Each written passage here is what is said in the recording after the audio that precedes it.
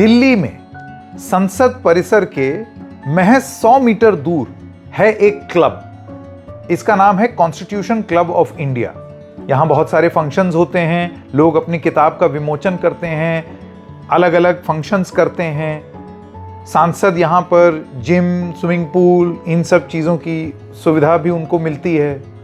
लेकिन आप सोचिए, एक क्लब का चुनाव जिसके मेंबरान सांसद हैं, वो नाक का सवाल भारतीय जनता पार्टी के लिए कैसे हो गया कि बीजेपी बनाम बीजेपी ही हो गया, जिसमें विपक्ष बीजेपी के एक सांसद के साथ और सत्ता पक्ष यानी कि बीजेपी खुद अपने एक सांसद के खिलाफ और दूसरे सांसद के साथ। इस तरीके की बातें, कुछ बीजेपी के ही सांसद अपने ही सांसद के खिलाफ विरोधी स्वर दिखाते हुए, और फिर चुनाव के नतीजे आए जिसमें कॉन्स्टिट्यूशन क्लब ऑफ इंडिया के चुनाव में 25 साल से सत्ता पर बने हुए राजीव प्रताप रूडी वापस चुनाव जीत गए।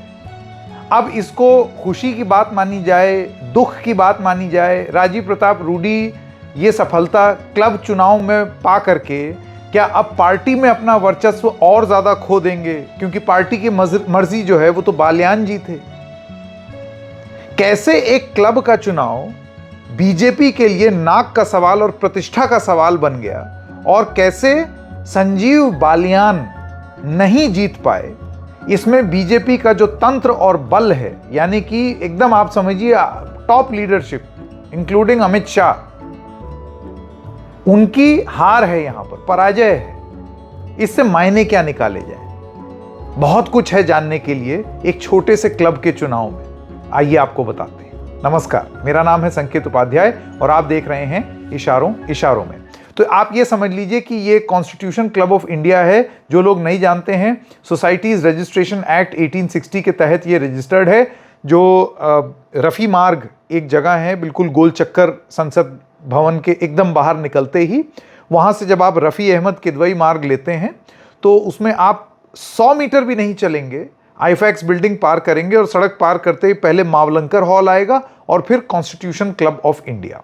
ये क्लब नया नहीं है, मैं आपको ये बता दूं। इसमें मॉडर्न फैसिलिटीज़ हैं, conference room, coffee shop, billiards room, gym, salon, swimming pool, badminton hall, lounge.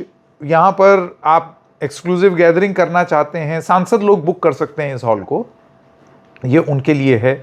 अब आपको ये बता दें कि ये नया भी नहीं है ये क्लब। दरअसल ये विट्ठल भाई पटेल हाउस रफ़ी मार्ग में उसी से सटा हुआ है, वीपी हाउस जिसे कहा जाता है, जहाँ कुछ सांसद रहते भी हैं, उनके फ्लैट्स हैं वहाँ पर। ये सीसीआई बना था 1947 में, एक इनफॉर्मल ग्रुप था, हाउस एट कर्जन रोड, लेकिन इसका आधिकारिक विमोचन हुआ, इनॉग्रेशन हुआ उस समय के जो श्री सर्वपल्ली राधाकृष्णन जो प्रेसिडेंट हैं, उन्होंने किया इसका। और ये जो प्रेजेंट भवन जो आप देख रहे हैं 1965 में, उसके बाद इसका नवीनीकरण हुआ, समय समय पर इसने एक नई शक्ल ली, क्योंकि जाहिर सी बात है सन 65 का क्लब बना हुआ तो वैसा नहीं रहेगा, तो अंदर से उसको थोड़ा सा सुंदर बनाया।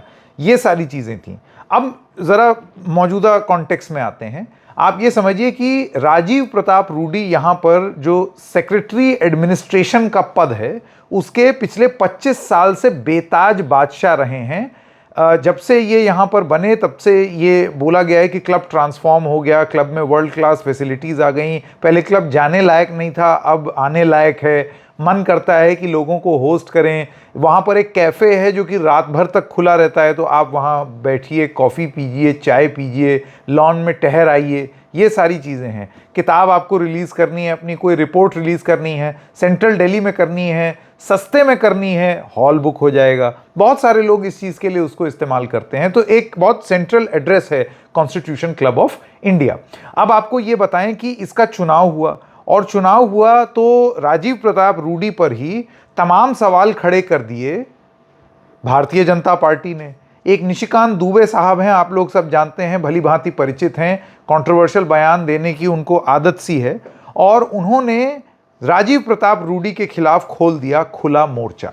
उनका ये कहना था कि जब से ये आए हैं, इन्होंने ठीक है नवीनीकरण वगैरह तो जो किया सो किया, इन्होंने जो क्लब सांसदों के लिए होना चाहिए उसमें दलाल, पायलट, एडमिनिस्ट्रेटर, बाबू, ब्यूरोक्रेट सब उसके मेंबर बना करके भर लिया है और इस चीज़ के खिलाफ लड़ाई है, अन्याय के खिलाफ लड़ाई है। स्विमिंग पूल में महिला सांसद नहीं जा सकती हैं, मेंबर्स नहीं जा सकते हैं, हमको ये सब बदलना है और वो संजीव बालियान जी बदलेंगे।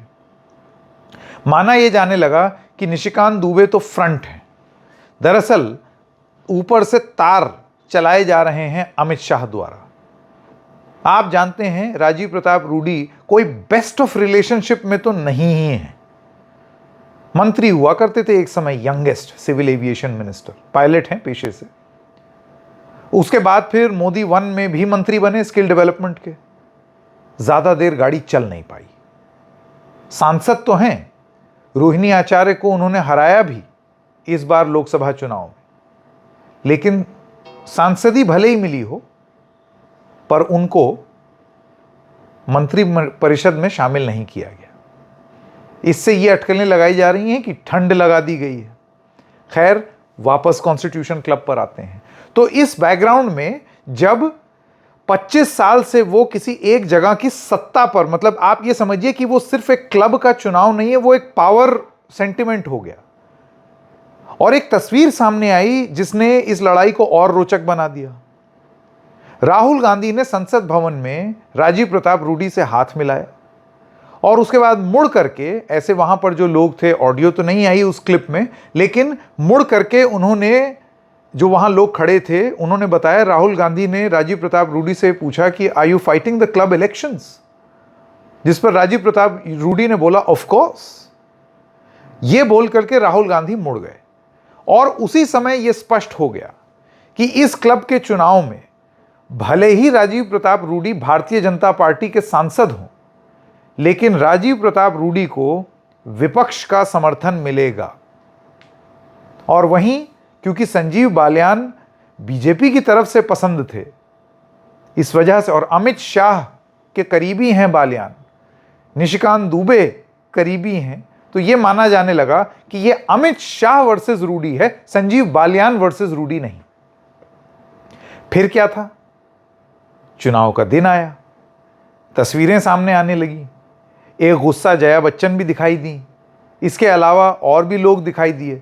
छोटे से क्लब के एक चुनाव में आप ये समझिए कौन कौन नहीं वहां पर आ गया। इतने सारे लोग वहां पर वोट डालने आए जिसकी कोई रोक ही नहीं है। मैं अगर आपको बता दूं, ये जानकारियां हैं जिसमें विपक्ष के तो लोग थे, सोनिया गांधी, राहुल गांधी, यहां तक कि क्योंकि ये सांसद भी होते हैं, केंद्रीय गृह मंत्री अमित शाह, बीजेपी अध्यक्ष जेपी नड्डा, सोनिया गांधी, मल्लिकार्जुन खड़गे और तमाम दिग्गज नेता एक छोटे से क्लब के चुनाव में वोट डालने आए। सोचिए कितनी प्रतिष्ठा का सवाल होगा कि होम मिनिस्टर वोट डालने आ रहे हैं, और उनकी कौन पसंद है अब कोई जानता नहीं है, लेकिन यह बड़ा क्लियर था जो हो रहा था उसमें अमित शाह किस तरफ जाएंगे। पर रूडी के पास विपक्ष का तो समर्थन था ही। रूडी के पास एक और गणित है, जो कि आप ये समझिए कि कॉन्स्टिट्यूशन क्लब हो या कोई भी क्लब हो, इस देश में जाति व्यवस्था किसी भी चुनाव में हावी हो जाती है एज एन आइडेंटिटी।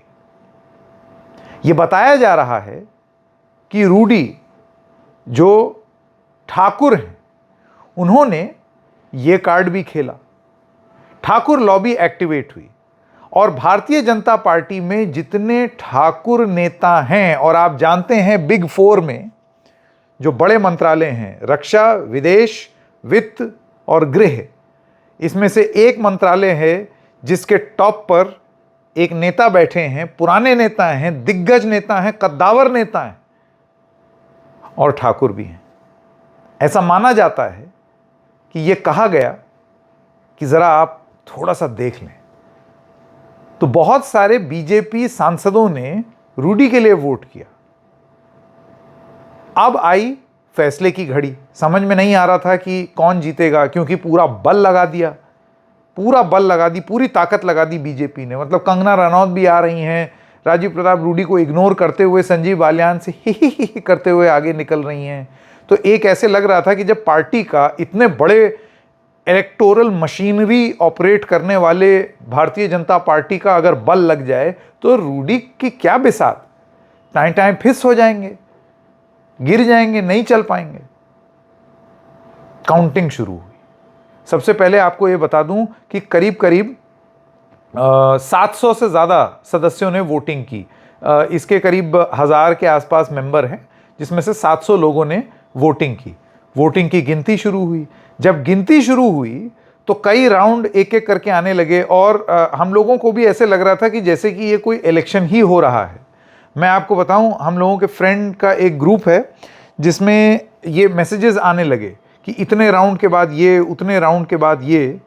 आपको मैं बताना चाहता हूं कि जब मैसेज आया, पहले फर्स्ट राउंड में इतना, सेकेंड राउंड में इतना, जब 10th राउंड हुआ, 10th राउंड की काउंटिंग, तब थोड़ा सा एक 9th राउंड की जानकारी आनी शुरू हुई।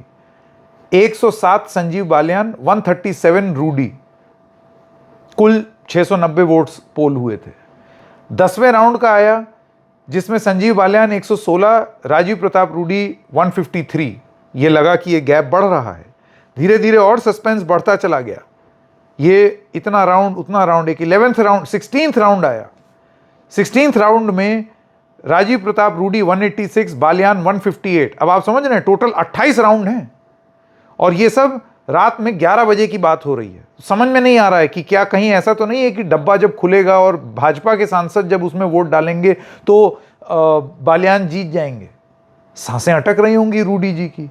फिर ये चलता गया, चलता गया, चलता गया और उसके बाद रात में एक खबर आई और खबर ये थी कि रूडी जी एक बार फिर 25 साल की सत्ता के बाद फिर जीत गए। ट्विटर पर गए वो, उन्होंने रात में जो चुनाव हुआ वहाँ पर वो मौजूद थे। काउंटिंग जब कंप्लीट हुई तो अपना पूरा उन्होंने वीडियो रिलीज़ किया। वो वीडियो अभी मैं चलाऊंगा, आप ज़रा सुनिए, जिसमें बाकायदा आतिशबाजी हो रही है, रात में बाइट दे रहे हैं, अपना बता रहे हैं कि कितना उन्होंने ज़बरदस्त चुनाव लड़ा, सब लोगों को बधाई दे रहे हैं। पहले सुन लीजिए उनकी बधाई।